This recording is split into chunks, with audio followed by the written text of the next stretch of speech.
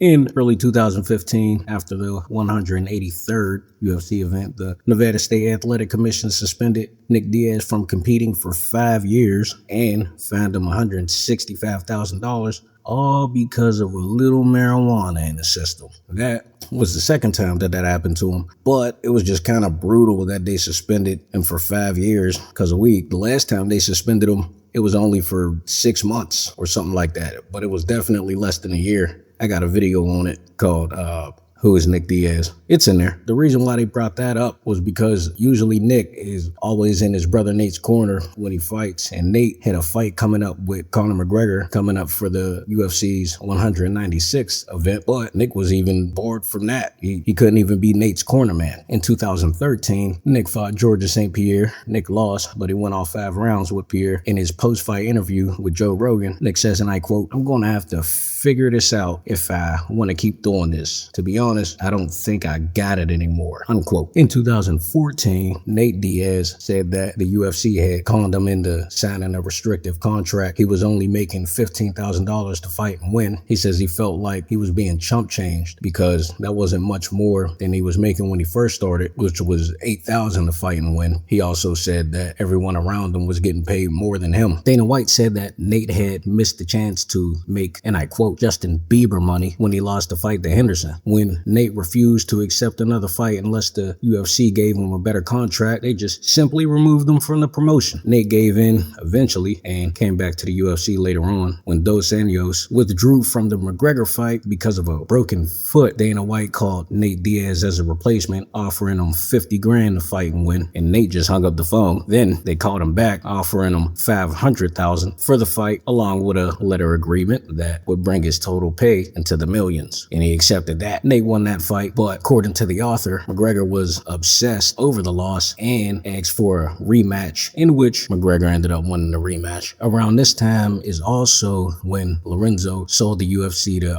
Emanuel for $4 billion, billions with a B. Dana White still owned 9% of the company, and he fell into a mini depression for a few days after finding out that Lorenzo sold the company. Dana said that it fucked him up big time that Lorenzo sold the UFC, and instead of celebrating, Dana went into a state of mourning. He rented a suite at Palace Station, pulled the blinds back, claiming he skipped meals, and he didn't sleep, and he just watched the news reports of the sale. Dana said he never thought he would react like that or feel like that, but says you don't know until it happens to you. He stayed in the suite, avoiding phone calls until Lorenzo came to Palace Station in person to see him. Lorenzo says, and I quote, "Dude, I'm done. Be happy for me," unquote. Dana White was still lying to employees, knowing that there were going to be layoffs since they were under new management, saying, and I quote, "It's the last thing anybody who works here needs to worry about," unquote. And when the sale was officially announced 3 weeks later, the employees weren't even surprised. Ari Emanuel even offered his celebrity clients a small ownership stake of the UFC for a minimum investment of $250,000. Tom Brady, Jimmy Kimmel, Sylvester Stallone, Ben Affleck, Conan O'Brien, Tyler Perry, Sierra Williams, and Adam Levine all accepted the offer and bought ownership in the UFC. Then 60 full-time Zuffa employees were let go to save money from the company's payroll. In 2016, Ronda Rousey lost her first fight to Holly Holmes, in which Holly won by knockout with a kick to Ronda's head, knocking her unconscious, and she was rushed to the hospital. 5 months after that, she made her first appearance on Ellen, saying, and I quote, "I really don't remember most of it. You have to make it appear as if you're not hurt, because if someone can tell, then they're going to swarm in on you. So I was trying my best to hide the fact that I wasn't even there anymore. And I was literally sitting in the hospital and thinking about killing myself in that exact moment. I'm like, I'm nothing. I'm like, what do I do anymore?" Unquote. Ronda ended up coming back to the UFC more than a year later and fought Amanda Nunes in the 207th UFC event, but Ronda would lose that fight within 48 seconds. Fuck is going on with these arm bars? Floyd Mayweather said the sudden popularity of cage fighting. All right, to keep it 100, Floyd might have been hating a little bit, but Floyd Mayweather said the sudden popularity of cage fighting had been driven in part by racist double standards by the media's treatment of stars like Rousey and McGregor. Mayweather says, and I quote, "They say he talks a lot of trash and people praise him for it, but when I do it, they say I'm cocky and arrogant." And after Ronda Rousey fought, I think, her 9th, 10th, 11th fight, it didn't even take that long. She got all types of endorsements, movies and everything. Layla Ali did the same thing and in better fashion. Ronda Rousey, she's a good looking woman when she puts it on. Layla Ali is a drop dead gorgeous looking woman. I mean, a naturally beautiful woman and can kick ass. But you never heard them saying when she had, I think somewhere around 10, 11, 12 fights, that she was the baddest woman to ever fight on the planet, unquote. The author claims Mayweather had a long, violent history with women.